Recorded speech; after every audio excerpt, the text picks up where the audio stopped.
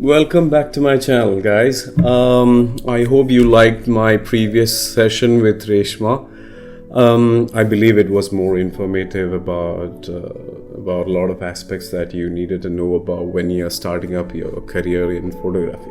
We touched a lot of points in that. I believe some of you have been looking for those answers, and some of you are already on your track to getting into photography. This is basically going to be a kind of a conceptual understanding of how the photographic philosophies that I go through. This is going to be a brief one. I'm not going to be taking that much time like the previous one, but I really want to show you how I'm going to get into conceptual photography, what's the process that I follow. I usually get inspired by some of the pictures that I see on Instagram or a movie or something like that, and I get really excited about that, and I really want to take those pictures as soon as possible. But there was this picture that got stuck in my mind for a long time, and this was with one of the photographers. I think he's from Kerala or Tamil Nadu, I'm not pretty sure. His name is Enjo Matthew. He's on Instagram.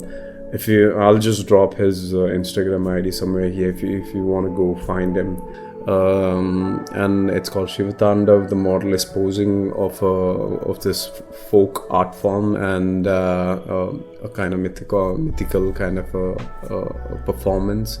And I really loved it. I digged into all of these details in that picture. It looks very awesome. So there are a lot of aspects to this which I really like. The clouds, the ambience, the darkness, everything adds up to that performance, of the model, and it is really awe-inspiring for me. There was one of my friends, his name was Gautam, so I wanted to find basically a place similar to this somewhere in UAE. So my friend was like, there is a place in Hatta, and it's called Copper Hikes, and I was like really looking forward for the pictures for it, but I wasn't getting any pictures from the internet. So I asked him whether he has been there or something like that. So he showed me the pictures of where I think this spot is gonna be, and I was like really excited right over then. At the same time, luckily there was Reshma down here and we were talking about some concepts, and she was like she wants to do something with long dresses, and I was like, yeah, let's do it with long dresses at the top of the mountain. And she was like, wow, let's plan something like that, Then it was just time and then the right people just falling into place. I had this designer who had got this long 6-yard dress which floats in the air and stuff like that, and I was like, okay, let's hit that point. So we got the dress, we got the model. The designer was she's got also a model who wants to do the similar stuff, but I told her I'm going to be hiking, and the model was, yay, let's do this. So we planned out for an early morning shoot.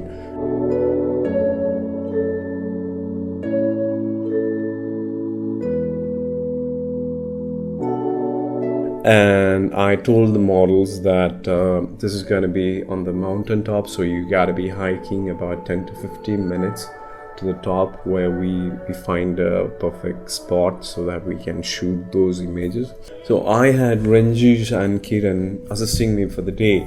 They helped me out with the lighting, with the camera, everything, and we had been planned, because it's quite a hard task when you have models to be hiking up the mountain, which is really steep. There's always a fun involved in all my shoots, so that we are not just making images, we make memories out of them.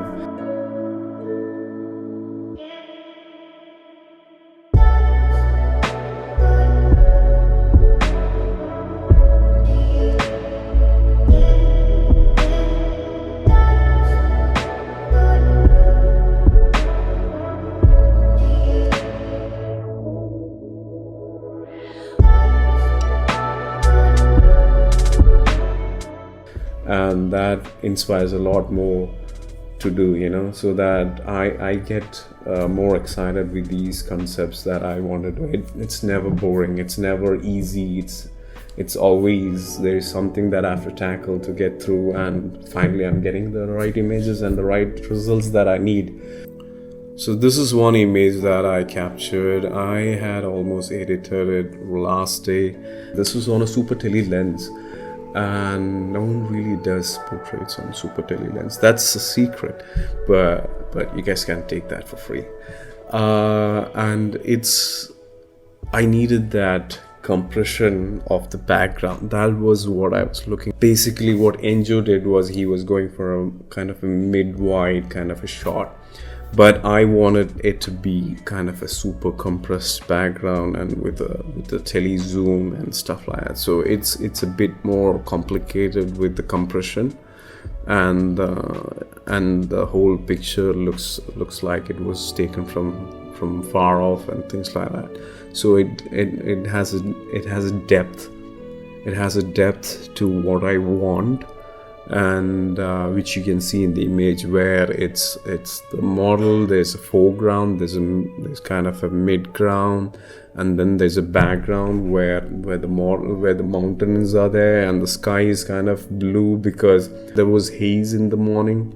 So that was all adding up to the texture of how it looked.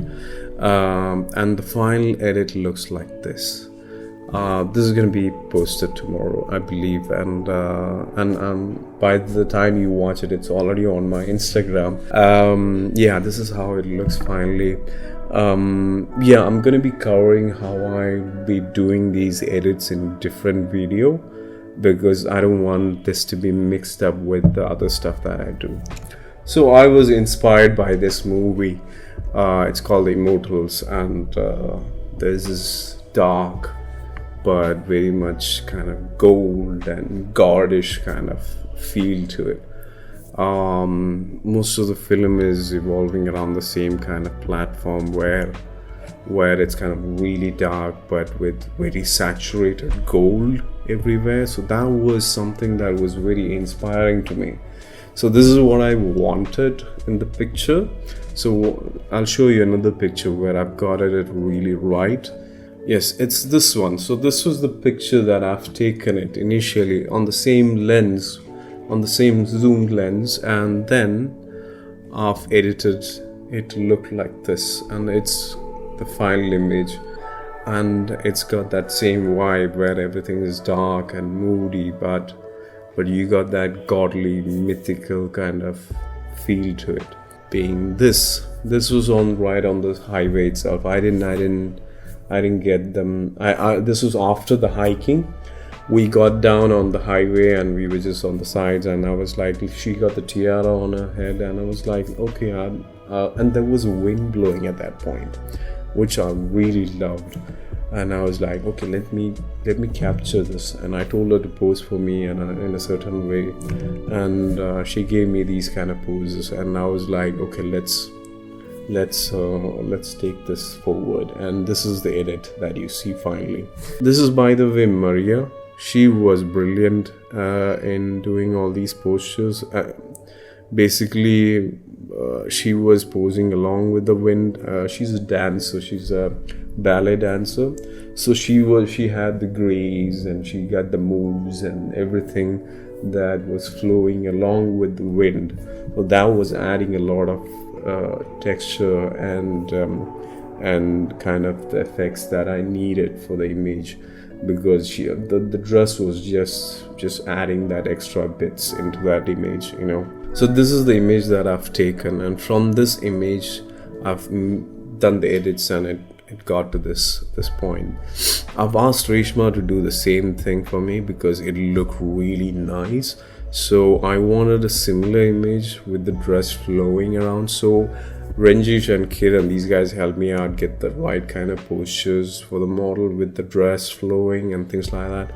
And that was really, really helpful. I was standing 10 meters far from these people, and I'm yelling at them for these postures. So Kiran and Ranjish really helped me out with these postures, telling the model how to pose, and then giving me the kind of feedbacks that I needed with the images as well. So every pose was changing, and it was really fun to do that pose. So this is the final image. Yeah, that's it. So and there's so much more that I want to show you, but it's more of the technical aspects of things. But basically I want to tell you that these are the things that I look for when I do the conceptual shoots. I need the right kind of people to work with, because not everyone understands my concepts, and if they get it, they are totally excited about it, because it's a lot fun to do these kind of concepts. So I hope you guys have got what a conceptual shoot is, what all need to be done before. Pre-planning is very important. Get the pre-production done as neat as possible, with all the minute details you need.